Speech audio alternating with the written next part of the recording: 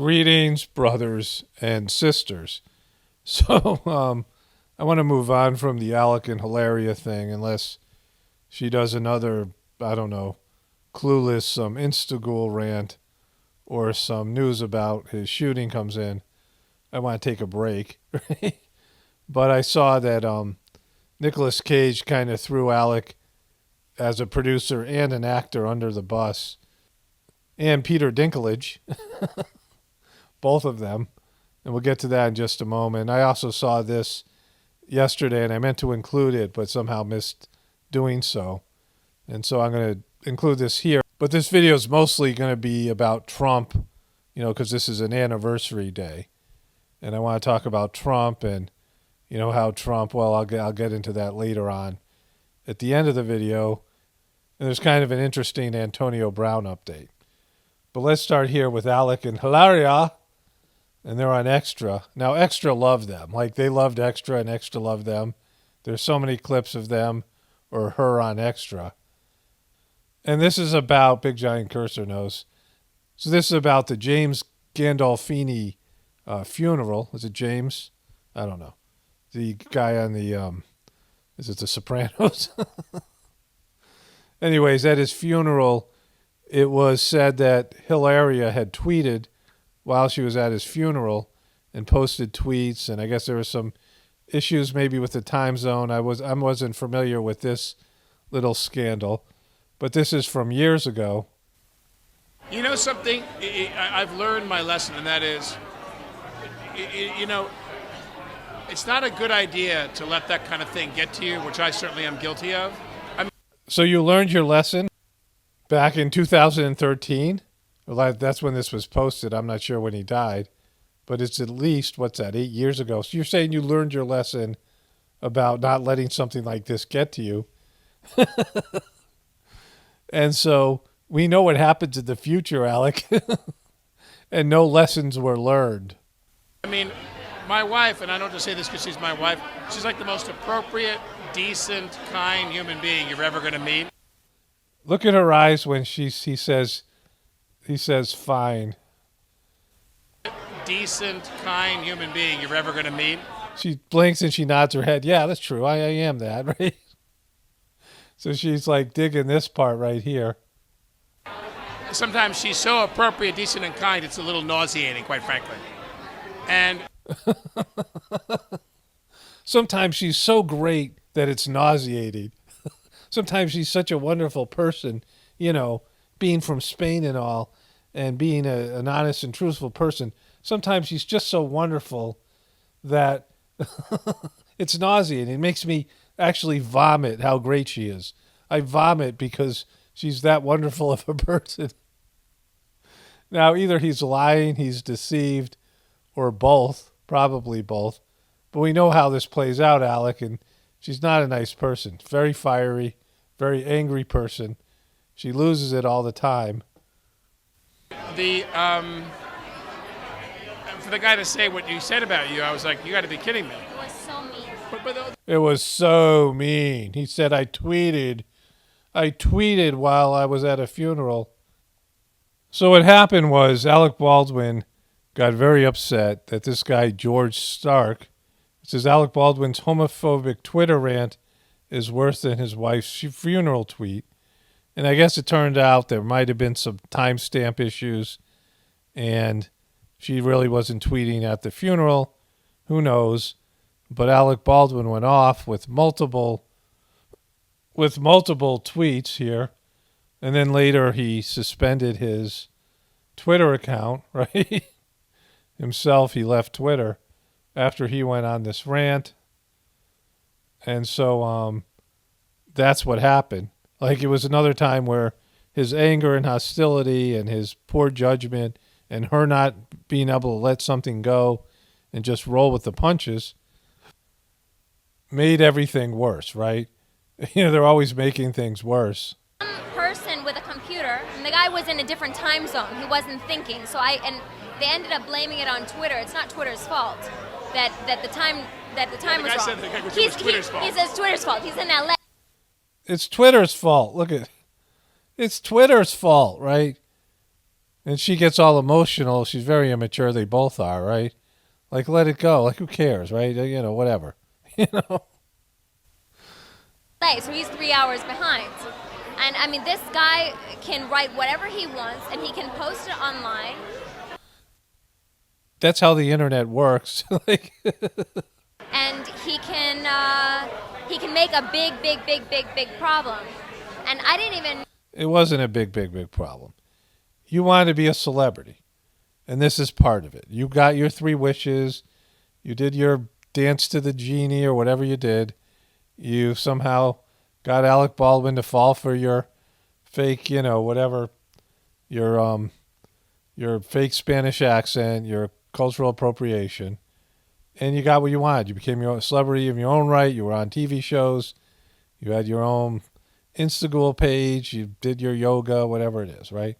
You wanted to be famous, and this is part of it. Like, they don't get that. Like, none of these celebrities get it, right? Like, you see all these celebrity scandals. You see the way that celebrities are torn apart. You know, they build people up and they tear them down. Politicians, athletes, celebrities of any kind, if you get the positive attention and they lift you up and they tell you how great you are, you know they're going to tear you down. You know, this is some mild Twitter beef that you had, and things are going to get a lot rougher for you guys later on. So I'm in the editing portion, and I, missed out on saying this.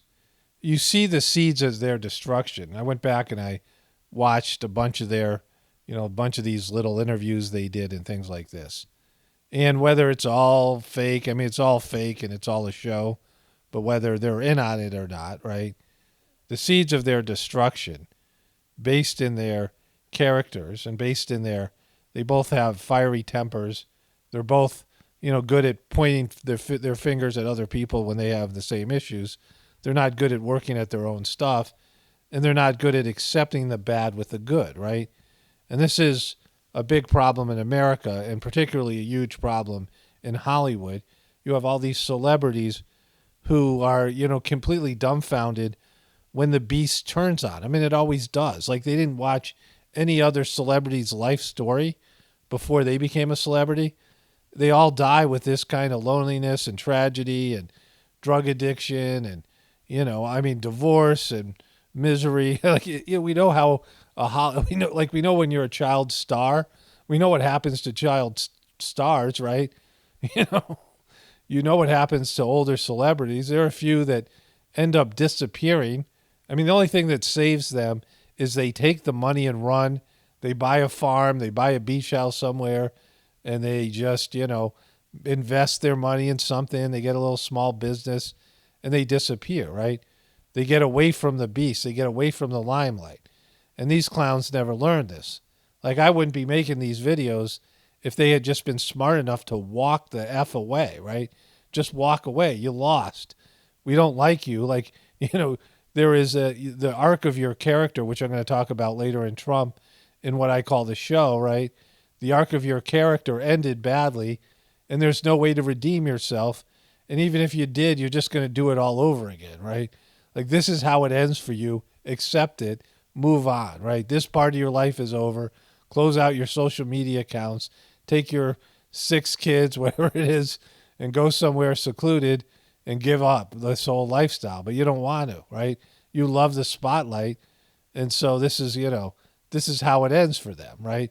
Like, there's no version of your ending that's going to end the way you want it. Your writing's on the wall, and it was back then. You could see it back then. The seeds of their destruction was planted. You could see, how it was going to end for them. Her fake accent, Alec Baldwin's arrogance and obnoxiousness, and how they were going to, they were pissing people off back then. People didn't like them.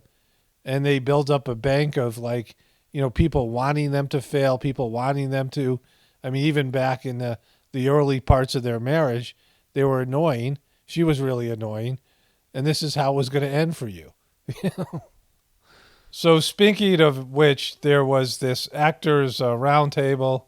There's the second Spider-Man guy. There's Nicolas Cage and Peter Dinklage. And they start talking about the Rust shooting. That should never happen again. So anything we can do to move away from that, then we should. That's our responsibility. Yeah, it's kind of a no-brainer. Like Clearly, That should never happen again. Spider-Man, second Spider-Man weighs in. if it can be avoided. yeah.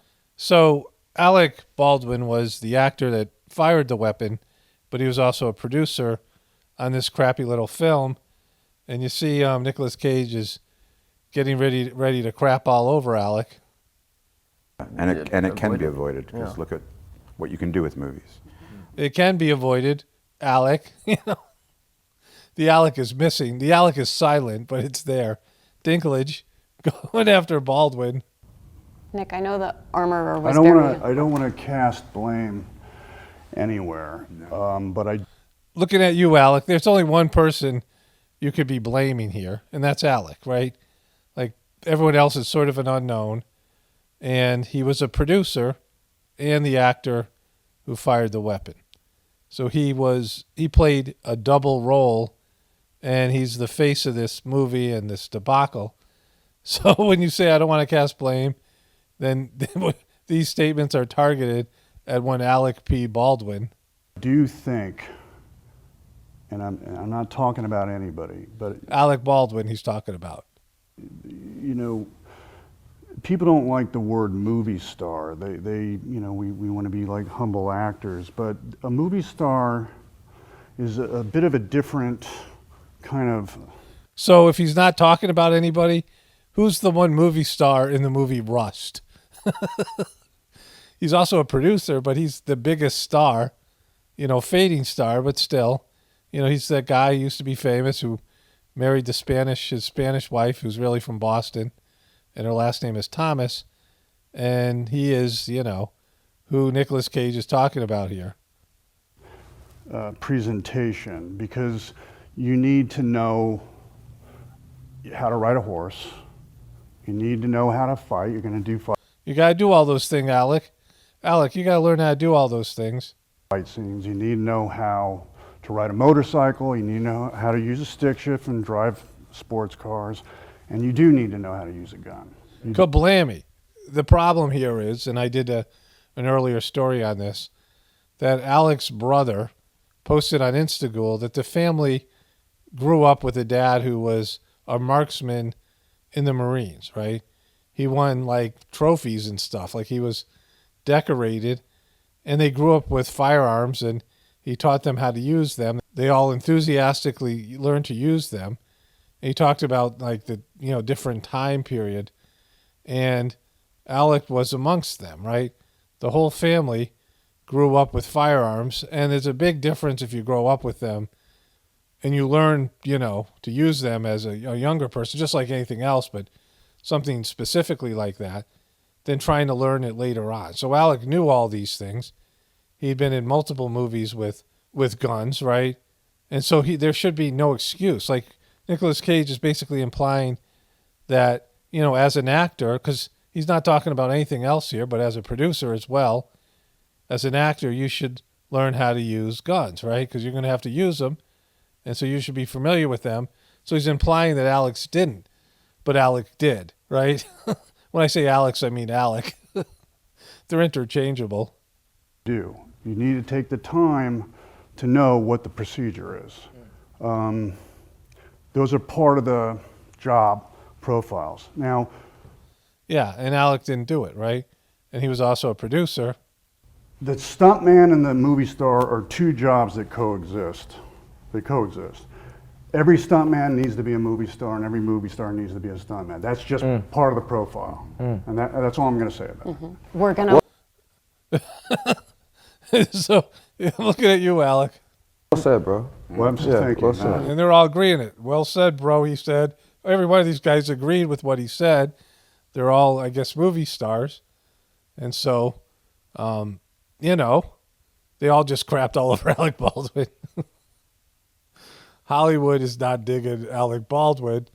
Even the Hollywood Reporter, which this show is on, used to be a place where the Baldwins were welcomed, but now they're not. Now they've been banished to Instagram. Okay, so let's move on from the Baldwins, unless there's any big Baldwin news. I'll be taking a Baldwin break. So this Antonio Brown thing just got a lot more interesting. Antonio Brown says he was pressured to play injured before he walked off. And there has been doctors that have looked at, I don't know, the MRI, the x-rays, and he had bone chips in his ankle, and I guess it was really painful and it was hard for him to run, right? Although he did jog off the field after he took off his uniform. But what he said happened was that I didn't quit, I was cut, I didn't walk away from my brothers, I was thrown out. I took a seat on the sideline. My coach came up to me very upset and shouted, "What's wrong with you? What's wrong with you?" Well, he's crazy. Like, possibly related to a vicious hit. Like one of my viewers sent this to me. He was playing the Bengals, and was the guy Vontez was his name? I don't know. His name was Vontez Burkett. And the Bengals and the Steelers had, a vicious rivalry. And there are lots of these sort of cheap shots that were given between the two of them. And I actually saw this football game. Like, I don't know how or why. I used to be a Bengals fan when I was younger. Maybe that was it. But I didn't have a TV for a lot of that time period. But somehow I watched this game and I saw this hit. Antonio Brown was running and he got blindsided and he was like knocked out, right? And, there's been some speculation that he suffered head injuries and that's why he's acted crazy ever since. But, people who were with the Pittsburgh Steelers said the guy was always kind of, difficult. But he says, I told him it's my ankle, but he knew that. It was well documented and we discussed it. He then ordered me to get back on the field, and I said, "Coach, I can't." He didn't call for medical attention. Instead, he shouted at me, "You're done," while he ran his fingers across his throat. Coach was telling me that if I didn't play hurt, then I was done with the Bucs. Brown continued. And so this becomes more of a scandal now. This is his statement here. And, the New York Post had some more information about that there was actually there's documentation that he's injured. And so that's part of it, right? And if he had bone chips, he probably wasn't playing the playoffs. Maybe the coach just wanted to get rid of him. And it doesn't take much to set Antonio Brown off. But anyways, kind of interesting. He said then at the end of the statement, they are telling people that first I walked off, then I was cut. No. I was cut first and then I went home. They threw me out like an animal and I refused to wear their brand on my body. So I took my jersey off. Well, that's an interesting way to phrase it. And so again, doesn't bode well for the Tampa Bay Buccaneers going into the playoffs because now it's much more of a scandal. And the way that these sports reporters love to talk about stuff, luckily there's other sort of news going on with Kyrie Irving and with Aaron Rodgers and Djokovic and things like that. But, this story now has legs. Let's just put it that way. So this is the focus of this video. I wanted to, get those other things out there as well. And so Trump press secretary Gershom says she fully cooperated. So I guess she's testifying against her former boss, Donald J. Trump's. And she looks a little bit kind of ghoulish and mean, right? Somebody who's been in a lot of bar fights. She's got a very hard face, and apparently she worked for Trump. And all along, she was very upset by the way Trump was doing things, but didn't feel like she could tell her truth. So here she is talking to Chuck Todd. Chuck, not Jake. Just a reminder, I'm Jake, not Chuck. I want to start with you explaining why viewers today should trust what you say in response to my questions. Because you lay out in the book, you admit that you many times in Trump world, you're asked to misinform or perhaps lie on behalf of the boss. So you're doing a tell-all now. Why should we believe you? Good question, Jake. Chuck. I think that is a very, very fair question, and I will let anybody who chooses to read the book decide for themselves. Wait, you're going to let us decide for ourselves? What if we don't choose to read the book? Can we decide for ourselves then, too? Do I have your permission to decide for myself? In short, I don't have anybody to answer for anymore. I had a lot of time to reflect. I really moved far, far away from the bubble of DC. She's moved far, far away from the bubble of DC, and she's written a tell-all book about DC because she wants to put it behind her. And had a long time to almost deprogram myself from what I went through. And she was programmed. She was definitely programmed by Trump and his Trumpers, and she got to deprogram, and she put it all down in a book. See, the reason why she's not believable is because she's gone on MSNBC, right? Like, this is a Republican person. This is somebody that, was a Trump loyalist, and she's gone over to MSNBC where no truth is to be told, right? People don't go on MSNBC to tell truth. They go on when they fit the narrative, right? Now she fits the narrative. Before, when she talked to MSNBC, she said things that they didn't agree with. They might have been not true, right? They might have been Trump lies, but that doesn't mean MSNBC tells truth, right? Just because Trump lies doesn't mean CNN tells truth, right? Just because Joe Biden lies doesn't mean Fox is telling the truth, Like, people get caught in this, well, if they're lying, then the opposite must be telling the truth. If the Democrats are lying, the Republicans must be telling the truth. No, they're both lying, right? And so if she wanted to tell the truth, she would do it privately, but she wants to sell books. And the only way to sell anti-Trump books is to go on anti-Trump stations like MSNBC and CNN. Reflect on it, and I wanted to write it down. And I thought to myself, if I'm going to write a book, I want to write something that is just honest. And wait, you want to write something that's honest? If I'm writing a book, I want to make sure it's honest. And I don't know about anybody else, but when I write a book, brutal, and I don't spare myself in there either. And I hope that people will just take that for what it's worth. Yeah, no one's buying that book, right? Most people have moved on from Trump, but they're never going to let it go because this is all they got, right? I mean, they don't have things that are going to bring in viewers. They're not interesting. They're not truth tellers. All they have is Trump, right? As soon as as soon as people lost interest in Trump, the ratings on these two networks plummeted. Like, nobody's watching. They were in their heyday when there was so much Trump hate out there, and they were fanning the flames, but now, people just want to go back to the way it was before COVID, maybe before Trump if they're Trump haters. And, they're not interested in reading this woman's book. So I'll just start with some of the things. Do you regret not resigning sooner? You waited till January 6th after seeing everything you saw for 4 years. You wait until January 6th. Some might argue the day everybody was wanting to run for the hills from Team Trump. Why did you wait so long? Right. Yeah, again, fair question. Right. Fair question. Fair question. Right. Fair question.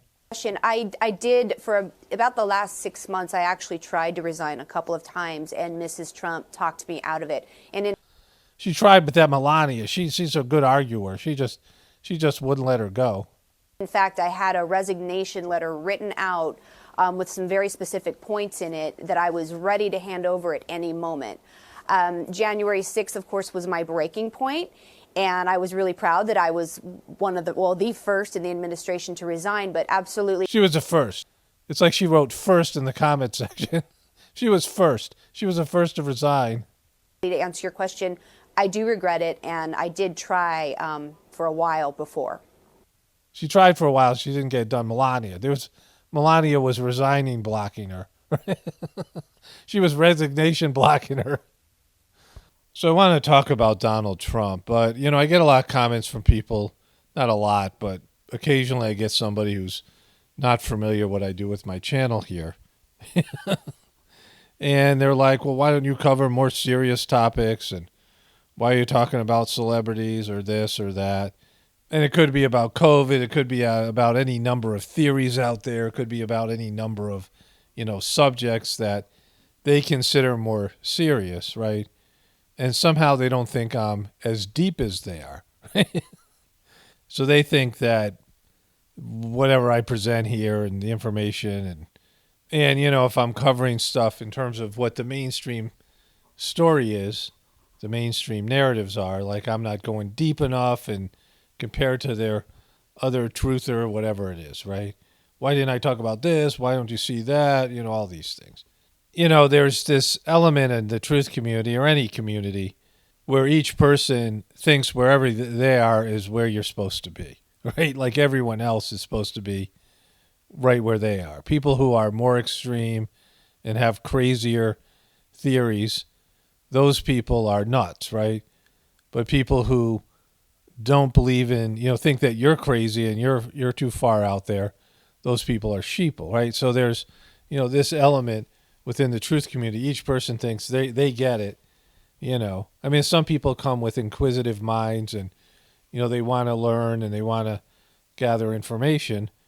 But there are a lot of people who just think they already know and they're full. There's no room for anything else, right? They're up to their capacity. And they want me to be more serious about my presentation and, say things they want to hear, right? Say things that already exist inside of them, these predetermined beliefs that they have. But what they're missing is just like the mainstream media has these authorities, they have their authority figures. The government is authority, the scientists are authority, and the news media themselves are an authority. And so they're the ones who get to say what reality is. They're the ones that get to determine what's fact and what isn't fact, right? They get to say what's facts. These are facts because we say so. We're the authority, and when we say it, it becomes a fact, right? When somebody is prosecuted in a court, even if they were wrongly convicted, it's a fact that they're a murderer or they're whatever they are, right? You can now say that person's a murderer because the courts, the legal system, has said so. And so you have authority within the, within the power, the government, and the other institutions. They tell you who can practice medicine and who can't based in licensure. They can tell you who can drive and who can't, right? They're the ones who say, yeah, you're qualified to drive. This person over here isn't, right? You're qualified to do this because you have a license of some sort or another. In the truth community, there's that same element. There is a consensus, and there's a lot of people who think they know, and there's these agreed-upon narratives, and most of them are horseshit. Like most of them are a mix of disinformation and wishful thinking and, large stretches and whatever it might be, right? But since so many people agree on them and, very few people are capable of really fact-checking or going inside and using critical thinking skills. And so these faulty narratives that, might be partially true or the examination of the system, the problem might be, all right, we're exposing the lies of the system, but the explanation of what's true is wrong, partially wrong or completely wrong, but it's wrong, right? And so what happens is when you discover a lie, like a systemic lie, a historical lie, you immediately create a vacuum for some other explanation, right? So if you're saying that something that everybody believes is a lie, then you have to put something in it, in its place to hold that, right? Well, then what's the truth, right? If that's the lie, what's the truth? And people are good at seeing through the systemic lies in the truth community, but aren't good at finding out what the truth is. And often the truth that they come up with or invent, the theory they come up with, is even worse than the first thing. And that's a plague on the truth community. And the one thing that I know here, and it keeps me light, it keeps me, from caring all too much. Sometimes I care more than others. But the reason I can cover all this stuff is because it's all a lie. It's all an illusion. There's what I call the show, which is, government and Hollywood and sports and entertainment and, things that happen on social media that so many people get to view, right? There's this narrative out there. And it's, everything that we look at in the media, and that's the show. And it's planned and it's manipulated and there's an agenda and, all these things, right? But beyond that, all of our human life, everything that we know on three-dimensional planet Earth is an illusion in itself, right? It's called Maya in ancient Sanskrit. And you yourself are an illusion. You're a lie. You're like an avatar in a video game that your soul has created. And even the highest developed souls, like the masters in the heartfulness meditation who reach a high level of spirituality, after they die, because this has been documented, they have communicated back and said that no matter how advanced you are spiritually, you still don't know all the mysteries and everything there is to know about your soul, your essence, right? You can be the biggest, the greatest psychic, you can be the greatest channeler, you can intercommune with higher developed souls, but even with that, you don't see it all till after you die, because there's a level of illusion in three-dimensional reality that you can't bridge and be in full awareness of your spiritual essence, your soul, right? And so this is a short-term situation, maybe 100 years, maybe, I don't know, 120 would be the maximum someone might live in this, yuga, this time period. Even if you lived 100,000 years, it would be nothing compared to the life of your soul, right? The life of your soul is eternal, and it's who you really are. It's your real, true essence. And very few people are even close to a reflection of the purity of their divine essence, which created their body, created their ego. Most people are an abomination compared to their true essence. Your true essence is buried under layers of poor choices and addictions and egotistical, selfishness and all these, some scars and impressions and things.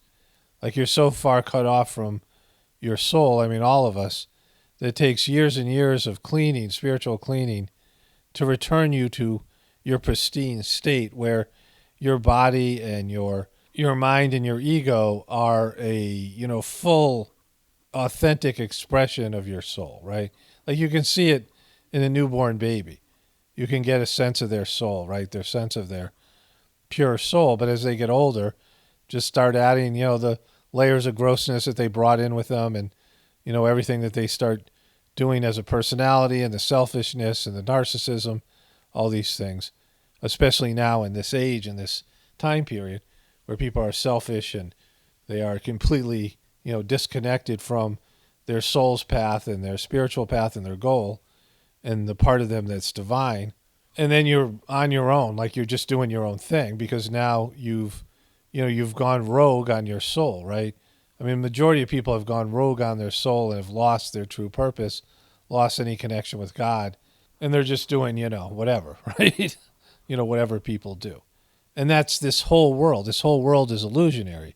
And it feels solid, right? It feels real. Like, your soul is etheric and invisible, and it's, abstract, and your subtle bodies that make up, that create your mind, your manas, your ego, and these things.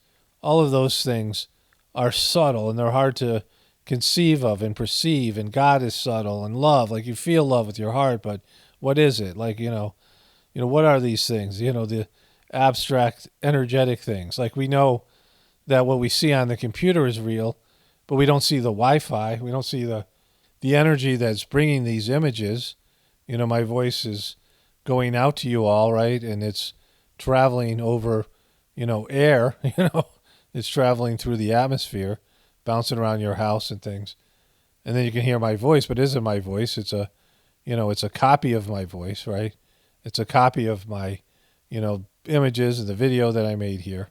And it's also some sort of computer language, some sort of computer code. And those are things you can't see or don't understand, but what you see and hear feels real. It feels like you're listening to me, right? It feels like that I'm talking to you. But when you're listening to this, a whole day has gone by, right?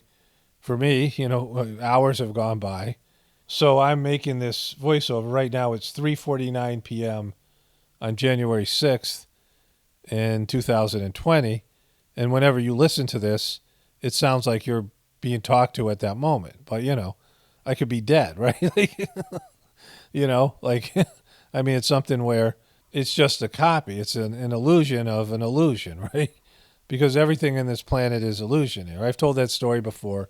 There's these various versions of Vishnu. Vishnu is the cosmic functionary, the god of preservation in the Indian tradition. And you could say, well, I don't believe this. I'm a Christian or an atheist or a Buddhist or whatever it is, right? a Muslim or some other, not as well-known religion or something. And that's not what I believe. But there are energies of creation, destruction, and preservation. Everything in our life has those three things in them. And so whether you're, willing to believe in something outside of your, limited, because every religion is limited, they don't have all the information. I mean, all the information about God is everything that's in the entire world is, has its roots in divinity. So there, you'd have to know everything about the world. And this is a small grain of sand on a beach of the universe, right? Of, information and things to know and the abstract worlds. And so, your religion doesn't have it in it. Like, your religion isn't complete. It isn't a complete description of everything. So you have to be open to other things, right? And understand them. And in the Hindu tradition, they have a good representation of this, that there are these cosmic functionaries, energetic beings, souls that are in charge of certain activities, the weather and, whatever it might be, right? There's like, the Grim Reaper, there's Yama is the god of death. There's a soul that's in charge of helping people and, animals or whatever it is transition from life, physical life, to spiritual life, right? When you die, your soul leaves your body. This body, that's a very temporary, where your soul is very temporarily, but your soul is also somewhere else, because your soul exists on an etheric level. Even though it's in your body, it's also in the abstract, divine, spiritual, etheric worlds as well, right? It's some other realm of existence, right? And so there's this story where this soul of Vishnu that has, two components, an ego, that would be the ego if it was incarnated, right, which is Nara, and Narayana, which is the soul, and they travel around, and Narayana explains, the soul explains to the ego what's actually really happening. And so Nara says to Narayana, I want to know about Maya. And Narayana says, okay, I'll tell you about it, but please, I'm thirsty. Can you go get me some water? And they're in the desert. And so Nara walks around and he sees a river and he starts to get water. He looks down, he sees this beautiful girl, and there's some sort of an oasis, and they're in the desert, but there's this nice area, and there's animals in a farm, and a sort of a rich farmer, and the guy, and Nara goes and approaches him, and he ends up marrying the daughter. She's a beautiful girl, and they have kids, and he's happy. It's a wonderful life, and it's a great family, and he's just in heaven, right? And then it starts to rain, and it floods, and all of a sudden everybody drowns. And Nara's like, stuck on some log or something, and he drifts to the shore, and Narayana is standing there, and he's like, now it's all, the waterway's dry, and he's waking up, and the flood had taken him away, and he's back in the middle of the desert. And Nara says to Narayana, he starts crying. He's like, oh my God, my wife and kids are dead, and my life is ruined. It's the worst thing ever. And Narayana says, that's Maya. And where's my water? I sent you out for some water. And so, it's kind of a wonderful story. And if you have some sort of personal prejudice against the Hindu religion or any other, belief system than yours, then you miss out on the point, the bigger point, that it's been documented that everything that you experience in this virtual reality, computer game, projection, whatever way you want to think about it, where your body is created and you have this physical life, is illusionary. The planet's illusionary. I mean, you can feel it, you can touch it, you can see it. It's what seems so real, right? But what's really real is your soul. And so this whole thing is an illusion. It's something that, you get sucked in emotionally and, spiritually you can, have some, damage done for mistakes made and some scars and whatever. You have to pay for some of your poor choices by your ego and things like this, right? But it's like a virtual reality experience you're having here. And your soul, which is etheric, which is energetic, is your real essence. And that doesn't die. Like all the fear you have of death, all the fear that we have of physical death is, your soul doesn't give a shit about that, right? And it's all an illusion. Like all of it's an illusion. And then within this illusion, there's what I call the show. And so I get all these newbies, these new truthers, who where I was, 15 years ago, where you're all upset and you think you can change things, right? You know, because you just haven't been through it yet.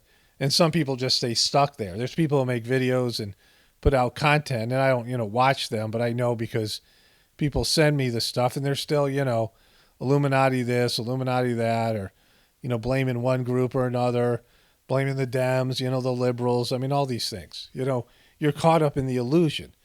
It's an illusion within an illusion, right?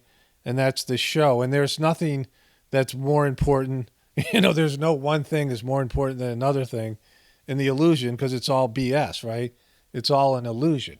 And so within this show, they have what's called a character arc, right? And, most of these things, unless you're there physically for one of these events, you're just watching it on TV. There's no difference between the news and watching, Cobra Kai or, some, Avengers movie or, whatever is on there, right? When the news is covering some catastrophe, as far as it, may not have happened. You're not there unless you have relatives who live there or something, whatever the event is. And they're just showing you part of it, right? Like you can see what you see in a movie after it's been edited. But what if you could see the camera crew? What if you could see the microphones? What if you could see, the stage, how the stage ends and all the things, what's behind the stage, all the people that are behind the camera? Then the illusion is shattered. The same thing with the news, all these things. But when you introduce a character into this thing I call the show, and Donald Trump, you think about Donald Trump was introduced as a billionaire. He had saved the skating rink in New York, and David Letterman was praising him, and the Trump Towers, and then he got his own reality TV show, and that was a new thing. And he was kind of funny on it, and it's kind of, interesting, in terms of the reality TV genre that sort of has faded out. And then he entered politics, and everybody thought he was a joke, and then he won, and the liberals and the media were crying, and he tweeted he didn't act presidential, and he was immature at times. He'd get in these Twitter battles, these sort of rap beef battles and things, and it was funny to see a president like that. I enjoyed it, right? And there was things that he did and didn't do, and there was an agenda that was pushed by the left, and there was, repercussions, but he was an interesting character. In all the presidents in my lifetime, he was by far my favorite as a character. I didn't vote for him. There are things I didn't like about him and his policies, and he was controlled by, different, power groups like every other one. But he was interesting and funny. And then the COVID thing happened, and they had worked Trump throughout the powers that be had worked Trump, and he was controlled and all these things. With a show within the show, right? And on a greater level, the people I call the controllers are being controlled, and, they're doing God's work one way or another, right? Whether the work's destructive and, beyond what you see in terms of controlling the material world, the people with money and power and influence, there's divine beings that oversee this planet, and they are, in a sense, pulling all of our strings, just like our souls are pulling our strings, right? So in terms of Trump's character arc, no one knew how it would end, right? Would it end with him having a second term? Would it end with him in jail? It could have been anything, right? It was just rolling the dice, and that's what made Trump interesting. He was different than any other politician, and his character arc was unique, but he ended badly. He ended a year ago today, and he got completely worked, right? And we now see, Jojo Magoo just gave a speech, and the media's been covering this, and this is like a 2001 type of day. They're going to hold on to this thing, and they're going to use it forever. They're going to use it to grab more power. They're going to, talk about it, using it with victim consciousness like they did with that event in 2001. And so it's a huge F up because he fell right into their hands. You could say, no, Trump is great and he got screwed. Come on, right? You're that far back. You're too far back. You're still not even in kindergarten yet. Is that what you're saying? That Trump got screwed. They stole it from him. No, come on. Just come on, right? What are you watching? What's happening? What, you got blinders on? What's going on? I mean, even if you have a double-digit IQ, you should be able to see this thing, right? If you've done anything within the truth community, you should understand what Trump is and what he's not. And he's not your savior. He's not what the Cubies thought he was and the Trumpers thought he was. And, you know, the way his character arc ended, his character really sucks, right? Like, he pushed for something that's being used against everybody. He was a catalyst for so much Hollywood liberal agenda that got pushed through, and that's bad enough. But he got so worked over the election. They worked him. They worked him hard. And they, you know, they got him, right? They got him, and they're going to use this thing. And that's the way, you know, and he got him to turn on his supporters afterwards, and they turned on him. And, you know, the thing's a complete mess. And plus, we're going to hear about it forever. Like, they just constantly talk about it. I mean, you could just turn off the news, but, you know, you got your dopey relatives or whatever it is, right? And they're constantly, we talk about the worst thing that ever happened. And Trump did all that. Like, he walked right into it, like a buffoon, right? And it would be funny, but it's just a complete bummer, right? You know, it's a bad ending to what once was sort of an interesting character. And there's no way back for him, right? It's somebody who has jumped the shark and, you know, tries to come back, and, you know, the energy isn't there for it anymore, right? Like, he's a failure, and, you know, whatever hopes people had pinned to him, whatever, you know, make America great again. You know, like, the whole thing is stupid. And now it's just no longer going to be interesting, right? Like, he kind of wrecked politics. And now the internet sucks so much worse because they've censored so much because of Trump and what happened, right?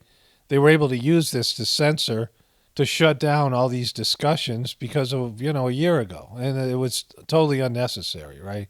It could only end one way, and that's the way it's ended now, with the left and the powers that be grabbing more power and using this event as, you know, some victim consciousness, victim statement cry, you know, poor me, poor us, you're destroying America, this kind of thing, right? Like, it was only going to go one way. What was the other way it could have gone? What other way do you think they could have gone?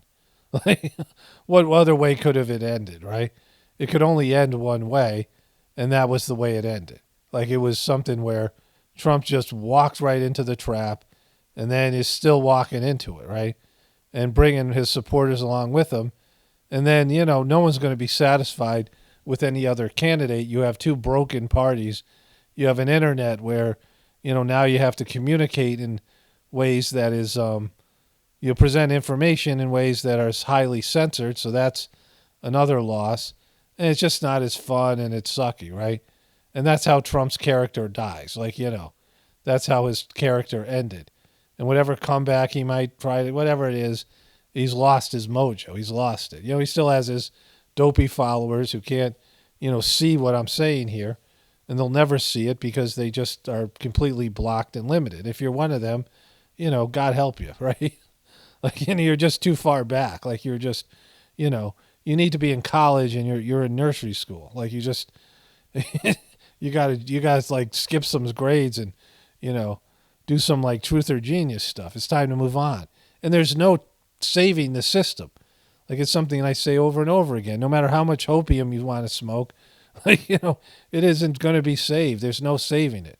You can just watch the system collapse, you know, hope that they can prolong it as long as possible so you don't have to face the harsh reality of life without all of your comforts and a system that you're 100% dependent on that's, you know, 70% of what it was or 50% of what it was, or it's gone completely, and you're living in some apocalyptic reality, and you need to come up with, you know, some skills and life energy and a deeper connection to God and a new purpose, because whatever purpose you had before was based in the system.